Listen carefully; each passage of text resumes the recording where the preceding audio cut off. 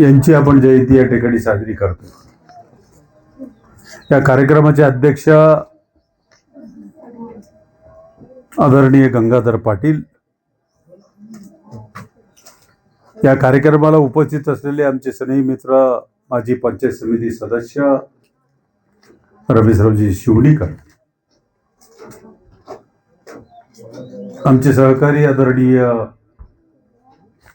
अशोक पाटील देवापूरकर, आदरणीय वंटे, या ठिकाणी उपस्थित असलेले सरपंच आदरणीय राबलू मामा, उपसरपंच लक्ष्मणरावजी दासवा। तर आपल्या गावामध्ये किती गंगाधर आहेत? गंगाधर बंडेवार, गंगाधर पाटील, गंगाधररावजी सोनकांबळे, गंगाधररावजी गायकवाड, आमचे गंगाधररावजी गुत्तेदार, या ठिकाणी उपस्थित असलेले गंगाधररावजी बंदेवाड, संतोष गाडीवान, या ठिकाणी उपस्थित असलेले कैलासजी गाडीवान, अरुण सोनकांबळे, या ठिकाणी उपस्थित असलेले यांनी सुरेख असं संचालन करतात ते आदरणीय सोनकांबळेजी, फोटोग्राफर सचिन नक, आणि आमचे पत्रकार, फार दिवसापासून त्यांचे आमचे फोटो चांगले घेत जा बरं का। आदरणीय सोनकांबळेजी आणि उपस्थित माता भगिनी, आज आपण 135वी जयंती भारतरत्न बाबासाहेब आंबेडकरांची या ठिकाणी साजरी करतो। मला या गावांबद्दल खूप अभिमान वाटतो। या ठिकाणी उपस्थित असलेले आमचे काजा मिया, पोलीस पाटील, गाव खूप चांगलं आहे। खूप उत्साहामध्ये या ठिकाणी जयंती आपण साजरी करताय आणि सर्व समाजाची माणसं या ठिकाणी उपस्थित आहेत। तिथं आता आम्ही बरेच ठिकाणी जातो वंटीजी कार्यक्रमाला, आम्ही 4 आणि तिथले 1 पासा, तर खूप ठिकाणी अनुभव आहे। हे एक राष्ट्रीय सण आहे, ज्या बाबासाहेब आंबेडकरांनी देशांना संविधान दिलं। आज संबंध जगामध्ये नाव घेतलं जातं। एक आपल्यासाठी, भारतवासियांसाठी अभिमानाची बाब आहे। अशा महापुरुषांची आपण या ठिकाणी जयंती साजरी करतोय। जयंती आपण कशासाठी साजरी करतोय? त्यांची विचार, त्या विचाराप्रमाणे जर प्रत्येक माणूस वागण्याचा प्रयत्न केला। प्रास्ताविकेमध्ये आमच्या सोनकांबळेंनी सांगितलं तर उद्या महात्मा बसवेश्वरांची जयंती आहे, बौद्ध जयंती आहे, काल महात्मा फुलेंची जयंती झाली।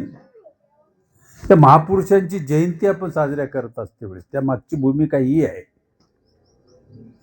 की प्रत्येक देशातला माणूस या विचारांना वागला पाहिजे। पण आपण जयंती झाली, टेंट निघाले की हे सगळं विसरून जातो आपण। आणि याच्यातून काही माणसं जर घडले, किती परिवर्तन होते हो। हे डोकं उगं साफ होते का सांगा बरं?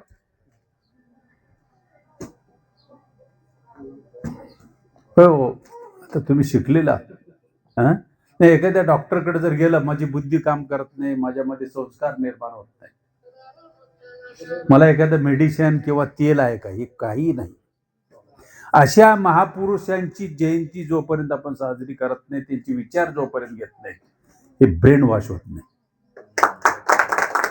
म्हणून सत्संगामध्ये राहिलं पाहिजे माणूस, चांगल्या विचारवंतामध्ये राहिलं पाहिजे। म्हणून आपण एक जयंती साजरी करतो। आणि ज्या बाबासाहेबांनी लोकशाही दिली, मतदानाचा अधिकार टाटा बिर्लाला देखील एकच आहे, गरीब झोपडीतल्या माणसाला एकच आहे.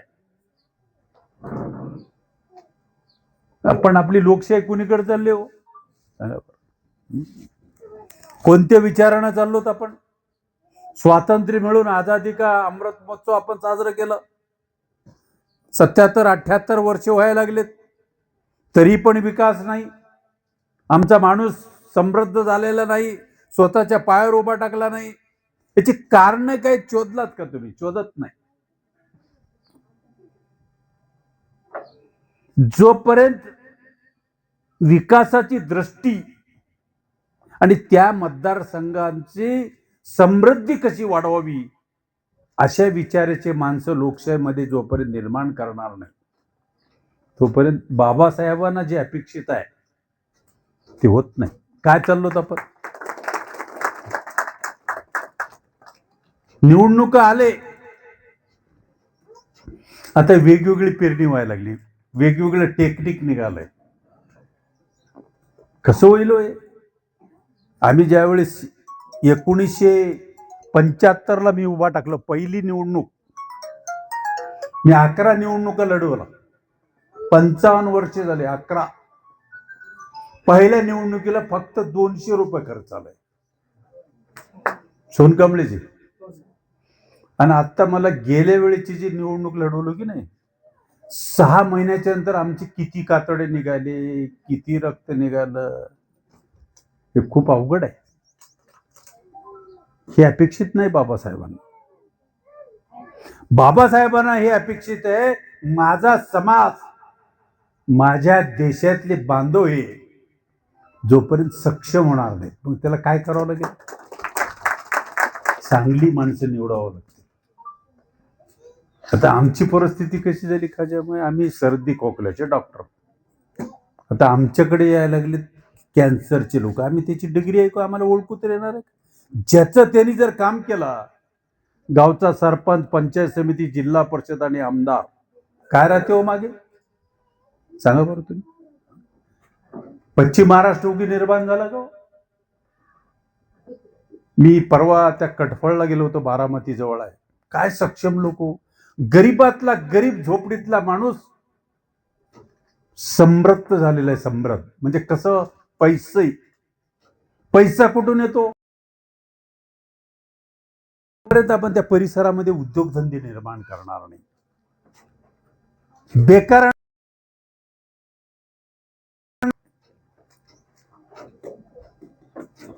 त्या भंडाऱ्या महाराजवळ सकाळी यावेळेस त्या गावातून जात होतो, सगळे दरवाजे बंद होते आणि 60-70 वर्षाची माणसं. विचारलं, काय मामा तुमची सगळी घरं? होय म्हणले. आमच्या भागातल्या नेत्यांनी काय केले म्हटले, आमच्या सगळ्या घरातल्या लोकांना काम, त्याच्या घरामध्ये 1,80,000 रुपये येतात म्हणले. ह्याला म्हणतात क्रांती.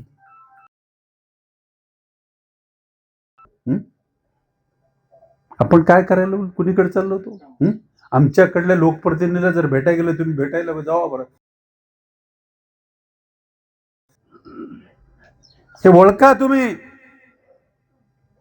ओळखल्याशिवाय समृद्धी येत. इरिगेशन वाढलं पाहिजे, जलसिंचन क्षेत्र वाढलं पाहिजे, शिक्षण वाढलं पाहिजे,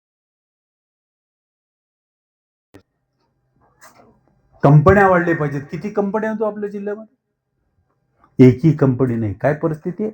ज्या जिल्ह्यांचं नेतृत्व अनेक वर्ष केल्या जाते, मी टीका म्हणून त्या माणसाने 1975 ते 2010 पर्यंत 2300 लोकांना नोकऱ्या लावलं अधिकृतपणाने. ते कशामुळे? माणसाच्या मनामध्ये पुढाऱ्यांच्या आल्यानंतर काय होत नाही, त्याला वेळ द्यावा लागतो.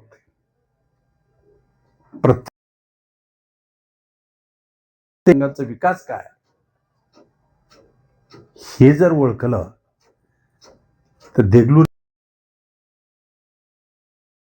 पण आमच्या पुढाऱ्यांच्या मनातच येत नाही. मी देखील त्याच्यातलंच आहे. माळेगावला गेलो होतो, यात्रेचं माळेगाव आहे, सोनकांबळे. कार्यकर्ते तिथले सरपंच धुळगंडे आहेत, त्यांनी म्हटले पाटील साहेब चला आमचा देशामध्ये घोड्याचा बाजार फार मोठा आहे. मग आम्ही घोड्याच्या बाजारामध्ये गेलो. पाहत एक घोडं इतकं चांगला होता, देखना घोडा, त्याची किंमत नाही म्हणलं. तसं आहे म्हणले घोडे, याच्या मनात जर आलं तर एक क्षणामध्ये एका मिनिटामध्ये आहे म्हणले तसं घोडा. मी म्हणलो काही अवगुणी असतील म्हणलं. आहे असं झालं कसं म्हणजे ओळखा तुम्ही. तुमच्या गावाला येणारी माणसं अडचणीमध्ये कोण येतोय ओळखा तुम्ही. आज येतील कोणी येतात. काय परिस्थिती झाली हो तुम्ही सांगा बरं. निवडणुका आले की आम्ही मान खाली घालून नमस्कार करता. निवडणुका ही अवस्था, ही चित्र निर्माण झाले. याला साफ जर करायचं असेल तर या लोकशाहीमध्ये बाबासाहेबांना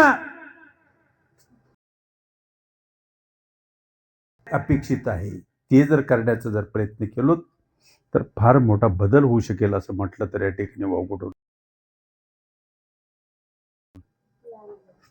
शिवनेकरचे तुमचे फार इकडे उभा टाकायचे विचार आहे का तुमचे सगळे तुमचं नाव. अशी ही सगळीची माणसं आहेत. ही लिंक लावा. आम्हाला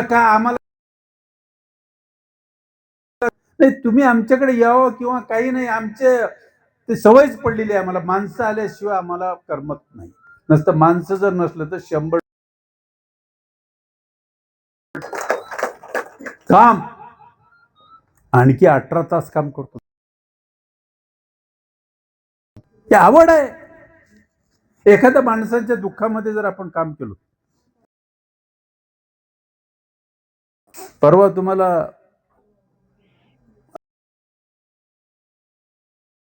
फोन आला आणि ऍक्सिडेंट झालेले फोन सहजासहजी रक्तपेढीला त्याला सांगितलं माणूस. म्हणजे अशा संकट काळामध्ये आपल्याला आळस करण्याची भूमिका जर आपण सर्वांनी जर घेतलो तर समाज सुधारेल, देश सुधारेल, आपण सगळे अडचणीचा माणूस असेल तर तुम्ही आमच्याकडे जरूर या. आमच्याने जेवढं होईल यथाशक्ती तुम्ही काळजी करू नका. आज मला खूप काम होतं पण देवापासून फोन येत होता. आम्ही आलो. काम आहे आता बँकेत पैसे मिळण्यासाठी. वंटेजी तुम्हाला 2 दिवस काय थोडे 2-4 दिवस थांबा. झालं की मंदिर. संतोष गाडीवान एकदा माझ्याकडे संध्याकाळी काम घेऊन आला. कुठं आहे संतोष? तिच्या माणसाला पाटील म्हणलं याला सोडावंच लागेल. अरे बाबा ऊसाचं काय भानगड आहे मला काय ते ऐकतच केलंच पाहिजे. मग त्या लगे कुंद्राळला फोन लावला आम्ही सोडायला लावला आम्ही आणि त्याचा हवाला आम्ही घेतला. अरे बाबा म्हणून एखाद्या गरीब माणसाचं काम जर असेल तर निश्चितपणाने या. जेवढी सेवा होईल. आता तुम्ही सोनकांबळेजी म्हटलं तर आता तुम्ही देखील पुढे या. आता 50% महिला झाल्यावर कसं होईल आमचं. पण याच्यातून देखील आपण घडले पाहिजेत. महिलांमधून देखील पुढे आले पाहिजेत. बचत गटाच्या माध्यमातून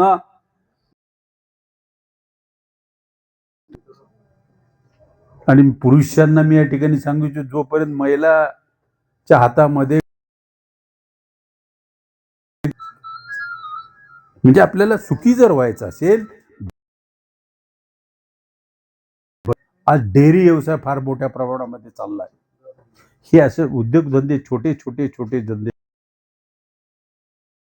आहेत ते आमच्याकडे जर आलात तर निश्चितपणाने सोडू. बस यापेक्षा जास्त मला खूप तुमचं गाव आवडतं. इतके सन्मानाचे, नम्रतेचे मी त्याचं एक उदाहरण देऊन मी म्हणजे इथं का नम्र होतो. माझा एक मित्र भेटला,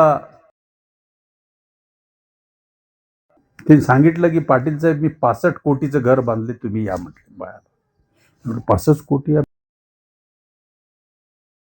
त्याच्या घरी गेलो होतो आम्ही. 2-3 तास फिरून लागाय. खूप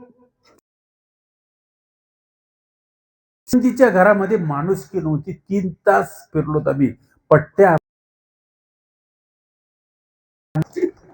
बाहेर आल्यानंतर विचारलं माझं घर आवडलं का? मी म्हटलं तुमचं घर घेऊन काय करावं आम्हाला.